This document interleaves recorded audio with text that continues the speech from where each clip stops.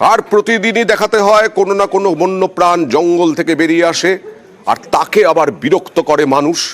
জঙ্গলে গাছ চুরি হয়ে যাচ্ছে, গাছ একেবারে সাফ করে দিচ্ছে মানুষ, সেইখান থেকে বনাঞ্চল কম হচ্ছে, হাতি ঢুকে পড়ছে লোকালয়ে, চিতাবাঘ ঢুকে পড়ছে লোকালয়ে, সেরকমই মালবাজারে হাতি ঢুকে পড়লো এবং তাকে বিরক্ত এমন করলো, ওয়াচ টাওয়ারে গিয়ে হামলা চালালো হাতি, তারপরে চূড়ান্ত আহত হলো সেই হাতি।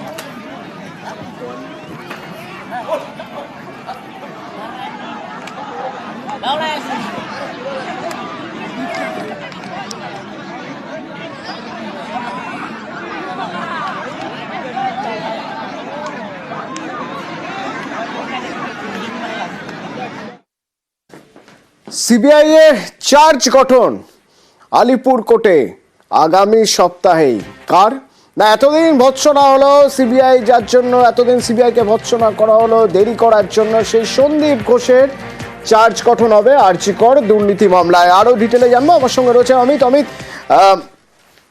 এতদিন ধরে সিবিআই কে ভৎসনা করে এসেছে আদালত, শেষমেশ সিবিআই এবার চার্জ গঠনের প্রক্রিয়া শুরু করছে আগামী সপ্তাহে। কবে থেকে শুরু হবে, কিভাবে কাজ হবে, একটু ডিটেলে জানতে চাইব।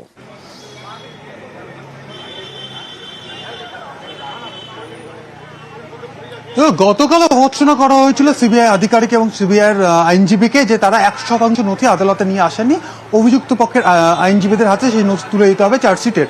আজকে 100% নথি তারা জমা দিয়েছেন এবং সেই নথি জমা দেওয়া শুধু নয়, সেই সমস্ত নথি ইতিমধ্যেই 5 জন যে অভিযুক্ত রয়েছে, সন্দীপ ঘোষ, আশিস পান্ডে, বিপ্লব, সুমন হাজরা এবং আফসার আলী, প্রত্যেকের আইনজীবীদের হাতে হার্ড কপি এবং একই সঙ্গে ডিজিটাল কপি হিসেবে পেনড্রাইভ বা মেলে সমস্ত নথি তুলে দেওয়া হয়েছে। এরপরই আদালত সিদ্ধান্ত নিয়েছে যে আগামী বৃহস্পতিবারের মধ্যে এই আরজি কর দুর্নীতি মামলার চার্জ গঠন করে তারা বিচার প্রক্রিয়া শুরু করতে চাইছে।